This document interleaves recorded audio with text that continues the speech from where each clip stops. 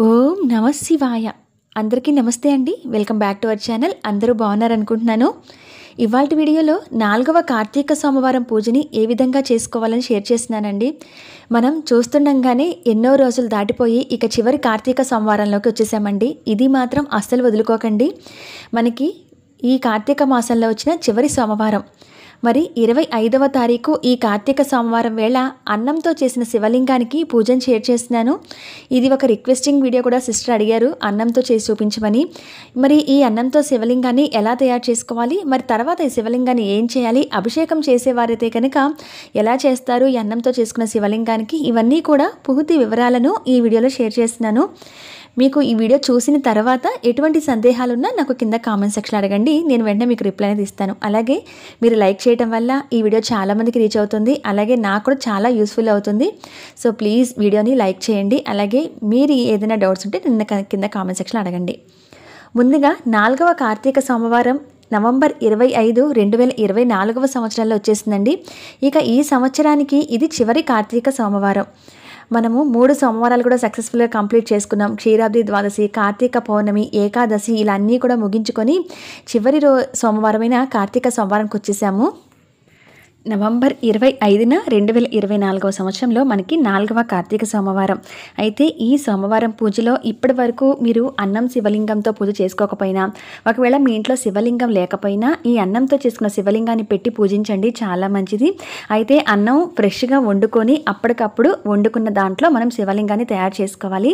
అలాగే వండుకున్నప్పుడు కూడా చిటికెడు పసుపు వేయండి బియ్యంలో. మనకి పసుపు అనేది శుద్ధికి వాడతాం కనుక బియ్యం కూడా విడిగా మనం ఇంట్లో వండుకునే బియ్యం మామూలుగా వాడేస్తూ ఉంటాం కదా, అందుకని శుద్ధి అవ్వడం కోసం చిటికెడు పసుపు అనేది అన్నం వండేటప్పుడు ఆ బియ్యంలో పసుపు వేయండి. ఆ తర్వాత అన్నం ఉడికిన తర్వాత మనకి ఆ శివలింగం షేప్ రావడం కోసం ఇటువంటి ఒక బౌల్ అయితే తీసుకుని అడుగున కొంచెం ఆవు నెయ్యి అది రాసేసి ఈ విధంగా మనము నువ్వుల నూనె పూజకు వాడేది కానీ ఆవు నెయ్యి కానీ రాసి ఇక్కడ అన్నాన్ని ఇలా కొంచెం ప్రెస్ చేసుకొని మీరు ఆ బౌల్లో అదే షేప్లో మనకి అన్నం డీమోల్డ్ చేసుకోవాలన్నమాట. ఇక్కడ మనం ఇక అన్నం శివలింగాన్ని కదిలించకుండా ఒకేసారి ఒక ప్లేట్లో కానీ ఇలా ఒక తమలపాకు మీద కానీ వేసుకుంటే మనం డైరెక్ట్గా అలానే యాస్టీజ్గా పూజలోకి పెట్టుకోవచ్చు. అయితే ఒకవేళ మీ దగ్గర ఇటువంటి బౌల్స్ ఈ షేప్లో వచ్చేవి లేకపోతే మనకి మట్టి ప్రమిదలు ఉంటాయి కదండి, ఆ మట్టి ప్రమిదల్లో కూడా సేమ్ ఇదే పద్ధతి కొంచెం అడుగున ఆయిల్ కానీ నెయ్యి కానీ రాసి దాంతో కూడా మనము సేమ్ ఇదే శివలింగం లాగా చేసుకోవచ్చు. మట్టి ప్రమిదలు కూడా అంటే అందరి దగ్గర మట్టి ప్రమిదలు అయితే ఉంటాయి కాబట్టి చెప్తున్నాను. ఒకవేళ ఇటువంటి బౌల్స్ లేకపోతే కనుక సో మనకి శివలింగం షేప్ రావడం కోసం ఎటువంటి బౌల్స్ అయినా ఇంట్లో వాడుకునే బౌల్స్ అయినా యూజ్ చేయొచ్చు. ఒకసారి వాష్ చేసి పెట్టుకొని ఈ విధంగా చేసుకోండి. అలాగే పైన ఆ లింగం షేప్లో ఉండడానికి ఇటువంటి చిన్న మూత తీసుకున్నాను. అయితే ఇది అందరి దగ్గర ఇటువంటి మూతలు అవి ఉండాలని లేదు కాబట్టి చేతితో కూడా మనం చిన్న పసుపు వినాయకుని ఎలా చేసుకుంటామో అలా అయినా చేసేసుకోవచ్చు. ఇదిగోండి ఇలా చిన్న పసుపు వినాయకుని ఎలా చేసుకుంటామో అలా కూడా కొంచెం అన్నంతో చేసేసుకోవచ్చు. పైన లింగం షేప్కి వచ్చేసరికి స్వామివారిది రెడీ అయిపోతుంది అనమాట. ఇదిగోండి ఆ చిన్నది నేను కొంచెం పక్కన పెట్టేసి ఈ శివలింగాన్ని ఈ విధంగా పెట్టుకుంటున్నాను. సో అన్నంతో చేసిన శివలింగం అయితే ఇలా తయారైందండి. స్వామివారికి ఎన్నో రకాల అభిషేకాలు చేస్తూ ఉంటారు కదా, అలాంటి వాటిల్లో అన్నంతో ఒక అభిషేకం అనేది స్వామివారికి చాలా ఎక్కువగా చేస్తూ ఉంటారు. అన్నాన్ని ప్రసాదంగా పంచిపెడుతూ ఉంటారు కూడా, వడ్డిస్తూ ఉంటారు భోజనాలు పెడుతున్నప్పుడు. అలాగే మనం ఇంట్లో చేసుకునేవారు అన్నంతో అభిషేకం చేసుకోవచ్చు. లేదంటే కనుక ఇలాగా అన్నంతో శివలింగాన్ని తయారు చేసుకుని మనం పూజించుకోవచ్చు. శివలింగం లేదని ఇంట్లో చాలామంది బాధపడుతూ ఉంటారు. ఎలా అభిషేకం చేసుకోవాలి, ఎలా శివలింగాన్ని రూపంలో స్వామివారిని పూజించాలి అనేది.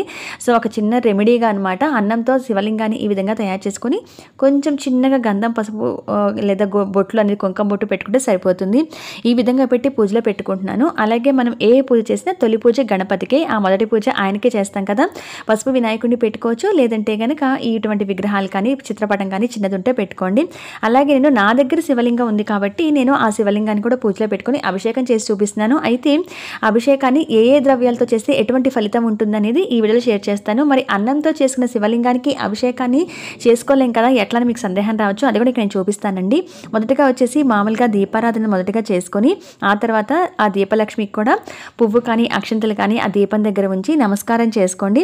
మొదటి పూజ గణపతికి చేసుకోవాలి. ధూపం చూపించి స్వామివారికి పుష్పాన్ని అలంకరణ చేసి గంధం బొట్లు పెట్టాము, పుష్పంని ఇచ్చాము, అలాగే ధూపాన్ని కూడా చూపించాం, దీపాన్ని వెలిగించాము. ఇక ఆ తర్వాత స్వామివారి అష్టోత్తరం చదువుకోండి. పంచోపచార ఉపచారాల పూజ అనేది మనం రోజు చేస్తే బెటర్. అన్ని ఉపచారాలతో ప్రతిసారి పూజ చేయనప్పుడు ఈ విధంగా గంధము, పుష్పము, ధూపము, దీపము, నైవేద్యము ఇలా 5తోనూ పంచోపచారాలతో పూజ అనేది చేయవచ్చు.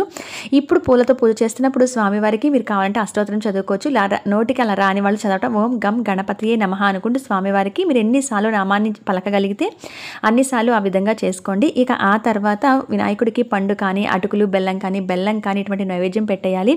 ఇక ఆ తర్వాత శివయ్యకి అభిషేకం చేసుకుంటాను ఇక్కడ పంచామృతాలతో. అయితే ఆవు పాలు, ఆవు పెరుగు, తేనె, పంచదార, నెయ్యి అనమాట, ఆవు నెయ్యి, వీటితో 5తోనూ పంచామృతాలతో అభిషేకం చేస్తున్నాను. శివలింగం ఉన్నవాళ్ళైతే కనుక చక్కగా ఈ విధంగా అభిషేకం చేసుకోండి. ఒకవేళ అలా అభిషేకం చేసుకోవడానికి శివలింగం లేదు కదా, మరి అన్నంతో చేసుకున్న శివలింగం పెట్టుకున్నాం కదా, మనం డైరెక్ట్గా అన్నంతో చేసుకున్న శివలింగానికి అభిషేకం చేయలేమండి. అటువంటప్పుడు స్వామివారి నామాన్ని ఉచ్చరిస్తూ చేసుకున్న అభిషేకంలో ఈ విధంగా తమలపాకు తీసుకొని కొంచెం చల్లటమేనండి ఆ అన్నంతో చేసుకున్న శివలింగం. ఇట్లానే మీరు పసుపుతో చేసుకున్నా, మరి ఇంకే రకంగా శివలింగం చేసుకున్నా సరే మీరు డైరెక్ట్గా శివలింగం అయితేనే అభిషేకం చేసుకోగలం. ఇటువంటి శివలింగాలు పెట్టుకున్నప్పుడు పూజలో ఇలా తమలపాకుతో స్వామివారికి అభిషేకం అయినట్టుగా చల్లాలన్నమాట. ఈవెన్ అభిషేకమే కాదు, మీరు అన్ని ఉపచారాలతో పూజ చేస్తున్నప్పుడు కూడా మనము అర్ఘ్యము, పాద్యము, అలాగే ఆచమనం ఇవన్నీ చూపిస్తున్నప్పుడు కూడా స్వామివారికి ఇటువంటి అన్నంతో చేసుకున్న శివలింగాన్ని పెట్టుకొని అన్ని ఉపచారాలతో పూజను చేసుకోవచ్చు. ఇది ప్రతి సోమవారం చేసుకోవచ్చు, ప్రత్యేకమైన రోజుల్లో చేసుకోవచ్చు. అన్నంతో శివలింగాన్ని చేసుకొని ఈ విధంగా తమలపాకుతో చల్లాలన్నమాట, అంతే. ఇక నా దగ్గర ఉన్న మిగతా పంచామృతాలు ఏవైతే ఉన్నాయో ఈ శివలింగానికి అభిషేకం చేసుకుంటున్నాను. ఇలా మనం అన్నంతో చేసుకున్న శివలింగానికి అభిషేకం చేసుకోగలమండి. కానీ పాలు అటువంటివి ఏవి పోసినా కూడా కొంచెం అన్నం విడిపోతుంది కాబట్టి మనం పూర్తిగా అభిషేకం అనేది చేసుకోలేం కనుక ఇలా తమలపాకుతో కానీ ఒక పువ్వు కానీ తీసుకొని స్వామివారి మీద చల్లడమే. ఇక ఆ తర్వాత శుద్ధోదక స్నానం అంటే శుద్ధ జలం కూడా స్వామివారికి ఈ విధంగా పోసేసి ఆ తర్వాత ఇక నేను ఇక్కడ మళ్ళీ శుద్ధి చేసి ఆ పంచామృతాలు పక్కన పెట్టుకోండి. ఇంట్లో అందరూ కూడా తీర్థంలాగా స్వీకరించండి, చాలా మంచిది. ఇక ఆ తర్వాత ఇక్కడ నేను మళ్ళీ గంధం నీళ్ళతో కూడా సేమ్ ఇంతే, అన్నంతో చేసిన శివలింగం మీద కూడా జస్ట్ అలా చల్లకరించడానికి జస్ట్ కొంచెం చల్లడమే. ఆకుతో చల్లిన తర్వాత మళ్ళీ ఇక్కడ ఉన్న శివలింగానికి అయితే నేను గంధంతో కూడా ఈ విధంగా అభిషేకం చేసుకుంటున్నాను. అయితే అన్నంతో చేసుకున్న శివలింగం తయారు చేసుకుని మీరు పెట్టుకున్నట్లయితే ఒక పంచామృతాలు కానీ ఇటువంటి వాటిలతో అన్నం మీద చల్లుకొని అది మళ్ళీ ప్రసాదంగా తీసుకున్నా కూడా అప్పుడు మనకి మంచిదే కదా, బాగుంటుంది. సో అందుకని చెప్పి పంచామృతాలు అటువంటి వాటిలతో చేసుకుంటున్నప్పుడు అన్నంతో చేసుకున్న శివలింగాన్ని పూజలో పెట్టుకోండి. ఇక ఆ తర్వాత ఇక్కడ స్వామివారికి గంధంతో కూడా అభిషేకం అయిన తర్వాత ఈ విధంగా శుద్ధి చేసి పెట్టుకున్నాను. అదే గంధము, పసుపు, కుంకుమ, అదే విభూది నీళ్ళతో ఇటువంటి అభిషేకం చేసిన జలం అయితే కనుక ఇల్లంతా కూడా ఒకసారి చల్లి మిగతా ఏదైనా పచ్చని చెట్టు మొదట్లో ఆ నీటిని పోసేయండి. ఇక ఆ తర్వాత ఇక్కడ నేను ఈ విధంగా పిండి ప్రమిదలకి నామాలు స్వామివారికి పెట్టుకొని ఈ విధంగా అలంకరణ చేసి ఒత్తులు వేసి దీపారాధన ప్రత్యేకంగా స్వామివారికి చేసుకుంటున్నాను. మీ దగ్గర రుద్రాక్షలు ఉంటే ఈ పిండి ప్రమిదల దగ్గర రుద్రాక్ష దీపం అంటే ఆ పిండి ప్రమిదల దగ్గర రుద్రాక్షను పెట్టండి. అలాగే నారికేళ దీపం అంటే కొబ్బరి దీపం పెట్టాలనుకున్నా కూడా ఈరోజు వెలిగించవచ్చు. రుద్రాక్ష దీపం పెట్టాలంటే రుద్రాక్ష దీపాన్ని వెలిగించవచ్చు. ఈ విధంగా పిండి ప్రమిదల్లో ఒట్టికైనా వెలిగించుకోవచ్చు. వెలిగించుకొని ఇక్కడ కూడా అక్షంతలు లేదా పూలను కానీ పెట్టి నమస్కారం చేసుకొని స్వామివారికి ధూపాన్ని చూపించి పూజను చేసుకోండి. అయితే అభిషేకం ఏ ద్రవ్యాలతో చేస్తే ఎటువంటి ఫలితాలు వస్తాయని ఇక్కడ చెప్తానండి. పెళ్లి కోసం చూసే అమ్మాయిలు కానీ అబ్బాయిలు కానీ చక్కెరతో స్వామివారికి అభిషేకం చేస్తే ఆ పెళ్లికి సంబంధించి మంచి సంబంధాలని కుదరటం, అలాగే ఏదైనా ప్రయత్నాలు చేస్తుంటే ఆటంకాలు వస్తుంటే కనుక అవన్నీ తొలగిపోయి చక్కగా వివాహం అవటం అనేది జరుగుతుంది. అది అమ్మాయిలైనా అబ్బాయిలైనా చేయొచ్చు. ఇక్కడే కదండి, దేవాలయానికి వెళ్ళినప్పుడు కూడా కొంచెం పంచదార అనేది తీసుకువెళ్ళి అక్కడ కూడా అభిషేకం చేసి రావచ్చు. గంధంతో చేస్తే అధికారం వస్తుంది. అలాగే మనము మధువు అంటే తేనెతో చేస్తే స్వామివారికి అభిషేకం చేస్తే ఐశ్వర్యం కలుగుతుంది. ఇలా అన్నాభిషేకం చేస్తే గనక లేదా అన్నంతో శివలింగాన్ని తయారు చేసి పూజలో పెట్టుకున్నా కూడా ఆ ఇంట ఆకలి బాధలనేవి ఉండవు, దరిద్రపు బాధలనేవి ఉండవు, అలాగే అన్నపానాదులకు లోటు ఉండదు. ఎప్పుడూ కూడా ధాన్యం నిండుగా ఉంటుంది. అందుకని ఒక్కసారైనా సరే అన్నంతో చేసుకున్న శివలింగాన్ని తయారు చేసుకొని ఇంట్లో పూజిస్తే చాలా మంచిదని చెప్తారు.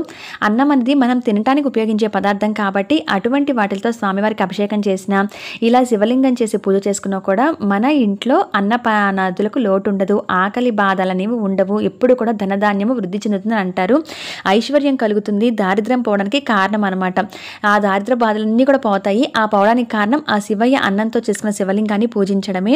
అలాగే బిల్వదళాలు దొరికితే కనుక ఈరోజు పూజలో పూజించండి. అష్టోత్తరం చదువుతున్నప్పుడు స్వామివారికి పూలు బిల్వదళాలతో స్వామివారికి పూజ చేసుకోండి. అభీష్ట సిద్ధి బిల్వదళాలతో అభిషేకం చేసినా లేదా పూజ చేసినా కోరిన కోరిక అతి శీఘ్రంగా నెరవేరుతుందనమాట. అలాగే వెన్నతో చేయొచ్చు. సంతానం కోసం చూస్తున్న వారు ఎవరైతే ఉంటారో, ఆ సంతానం లేక ఇబ్బంది పడుతున్న వాళ్ళు ఎవరైతే ఉంటారో వారు వెన్నతో కనుక స్వామివారికి అభిషేకం చేస్తే సంతానం కలుగుతుందట. ఇంకా కొబ్బరి బోండం నీరు, అలాగే మనకి కార్తీక మాసాలు ఇలా పంచామృతాలతో చేస్తే గనక అష్టైశ్వర్యాలు కలుగుతాయని చెప్తారు. పసుపు కుంకుమతో చేస్తే స్వామివారికి అభిషేకం సౌభాగ్యం కలుగుతుందని అంటారు. సో ఇలా రకరకాల ద్రవ్యాలతో స్వామివారికి అభిషేకం అనేది చేయవచ్చు. అన్నంతో చేసుకున్న వాళ్ళు శివలింగాన్ని పెట్టుకుంటే మాత్రం పూర్తిగా అభిషేకం చేయడానికి కుదరదు. కాకపోతే ఆ అన్నాన్ని ఏం చేయాలని నేను ఈ వీడియోలో చెప్తానండి. ఈ విధంగా స్వామివారికి అభిషేకం చేసుకున్న తర్వాత నైవేద్యం పెట్టి హారతి అనేది ఇచ్చుకోవచ్చు. అయితే ఈ కార్తీక సోమవారం తెల్లవారుజామున అయితే ఉదయం కూడా మనం 10-11 లోపలైనా ఈ పూజను చేసుకోవచ్చు. లేదంటే కనుక సాయంత్రం 6 దాటిన తర్వాత ప్రదోషకాల సమయంలో శివయ్యకి పూజ అనేది చాలా మంచిది కాబట్టి ఈ కార్తీక సోమవారం నాడు ప్రదోషకాలైనా ఈ పూజను చేసుకోవచ్చు. అయితే ఈ అన్నాన్ని ఎప్పుడు అన్న శివలింగాన్ని ఏం చేయాలి అని అంటే, ఒకవేళ మీరు అన్నంతో శివలింగం చేసేవారు, చేసి పూజలో పెట్టుకున్నవారు ప్రసాదంగా ఇది మళ్ళీ అంటే దీపారాధన కొండకగానే ఆ అన్నం శివలింగాన్ని తీసేసి పక్కకి తీసేసి ప్రసాదంగా ఆ అన్నాన్ని తీసుకోవచ్చండి. ఇంట్లో అందరూ కూడా అన్నం తినే ముందు ఆ ప్రసాదాన్ని తినచ్చు. అయితే కొంతమంది శివలింగం రూపంలో స్వామివారిని పూజించాం కదా, అన్నంతో అభిషేకం చేసుకుంటే అన్నాన్ని తింటాము, శివలింగం రూపంలో చేసుకుని పూజించాం కాబట్టి అలా తినము అని అంటే పారే నీటిలో కలపాలి, లేదా ఏదైనా పచ్చని చెట్టు మొదట్లో వేయాలి, లేదంటే కనుక ప్రసాదంగా కొంచెం నోట్లో వేసుకొని ఆ తర్వాత ఏదైనా జీవి తినేలాగా కూడా ఆ అన్నాన్ని అలా ఉపయోగించవచ్చు. అన్నంతో చేసిన శివలింగాన్ని అంటారండి. పక్కకి తీసివేసిన తర్వాత పూజ అంతా అయిన తర్వాత ఇది మరుసటి రోజు అయితే ఏం ఉంచక్కలేదు, డ్రై అయిపోతుంది కాబట్టి అన్నం దీపారాధన కొండెక్కగానే మనం తీసేయచ్చు. పక్కకే తీసి మనం భోజనం చేసేటప్పుడు కూడా తినచ్చు. ఇంట్లో అందరూ కూడా ప్రసాదంగా తినచ్చు. ఒక్కొక్క ముద్ద తీసుకొని అన్నం శివలింగంలోంచి. కాకపోతే శివలింగం రూపంలో చేసుకుని పూజించాం కదా, అలా తినటం ఇష్టం లేదన్న వాళ్ళు ఇలా చేయాలి. అయితే మీరు పారే నీటిలో కలుపుతాము, మాకు ఆ వెసులుబాటు ఉంది అనుకున్న వాళ్ళు ఏం చేస్తారు అంటే, మీరు పొడి విభూదితో మీరు డైరెక్ట్గా ఆ అన్నం శివలింగానికి అభిషేకం చేసుకోవడానికి వీలుంటుంది, తడిది కాదు కాబట్టి. అంతేకాకుండా మరొకటి ఏంటంటే పంచదారతో చేస్తున్నప్పుడు కూడా ఆ విధంగా పొడి పంచదార అనేది మనం అన్నం శివలింగం మీద అభిషేకం చేస్తూ ఉంటే కనుక వివాహం కావాల్సిన అమ్మాయిలు అబ్బాయిలు చేస్తే కనుక ఆ పొడి పంచదారే కాబట్టి అన్నం మీద డైరెక్ట్గా శివలింగం మీద మీరు అభిషేకం చేసుకోవచ్చు. ఆ తర్వాత ఏదైనా జీవి తినేలాగా ఆ అన్న ప్రసాదాన్ని ఉపయోగిస్తే మంచిది. ఎందుకంటే అది మహాప్రసాదం లెక్క, అన్నం అనేది మనం అస్సలు వేస్ట్ చేయకూడదు. సో కాబట్టి ఈ విధంగా అన్నంతో చేసుకున్న శివలింగాన్ని చేస్తే కనుక ఈ విధంగా పూజించాలి. మరుసటి రోజు వరకు అయితే ఆ పూజ దగ్గర అలానే ఉంచక్కర్లేదు. మనం మళ్ళీ అన్నం పరబ్రహ్మ స్వరూపం కాబట్టి మనం ప్రసాదంగా తినేలాగా కానీ లేదా ఏదైనా జీవి తినేలాగా చేయాలి, లేదంటే పారే నీటిలో కలపాలి. ఈ విధంగా అన్నంతో చేసుకున్న శివలింగాన్ని కనీసం ఒక్కసారైనా కూడా ప్రతి ఇంట కూడా పూజించాలని చెప్తారు.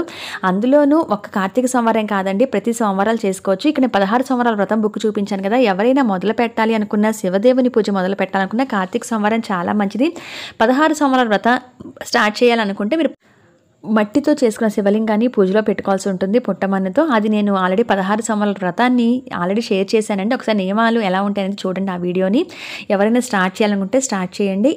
ఈ అన్నంతో చేసుకున్న శివలింగాన్ని బదులు మీరు మట్టితో చేసుకున్న శివలింగాన్ని 16 సోమవారాల వ్రతాన్ని చేయవలసి ఉంటుంది. కార్తీక సోమవారం కాబట్టి ఒకసారి గుర్తు చేద్దామని ఆ బొగ్గు కూడా చూపించాను. ఈ విధంగా అన్నంతో చేసుకుని ఈ కార్తీక సోమవారాన్ని శివలింగాన్ని పెట్టుకుని పూజించవచ్చు. అయితే ఈ కార్తీక సోమవారమే కాదండి, ఏదైనా పండగ రోజుల్లో శివునికి సంబంధించిన పూజలు చేస్తున్నప్పుడు, ప్రదోషకాల సమయంలో పూజలు చేస్తున్నప్పుడైనా సరే మనం ఇంట్లో శివలింగం లేదు అని బాధపడే కన్నా మన చేతులతో అన్నం వండుకొని అప్పటికప్పుడు కూడా తయారు చేసుకోగలం కాబట్టి ఈ విధంగా అన్నంతో శివలింగం చేసుకోవటం. శివలింగం ఉంటే అన్నంతోనే డైరెక్ట్గా అభిషేకం చేసి ఆ అన్నాన్ని ప్రసాదంగా అందరూ స్వీకరిస్తే కూడా చాలా మంచిది. ఇదండి 4వ కార్తీక సోమవారం పూజా విధానం. ఐ హోప్ మీకు ఈ వీడియో నచ్చుతుంది అనుకుంటున్నాను, ఇన్ఫర్మేషన్ కూడా నచ్చుతుందని అనుకుంటున్నాను. నచ్చిన వాళ్ళు లైక్ చేయండి, అలాగే ఛానల్ సబ్స్క్రైబ్ చేసేయండి. మరొక మంచి వీడియోలో మళ్ళీ మీ ముందుంటాను. అంతవరకు సెలవు, నమస్కారం.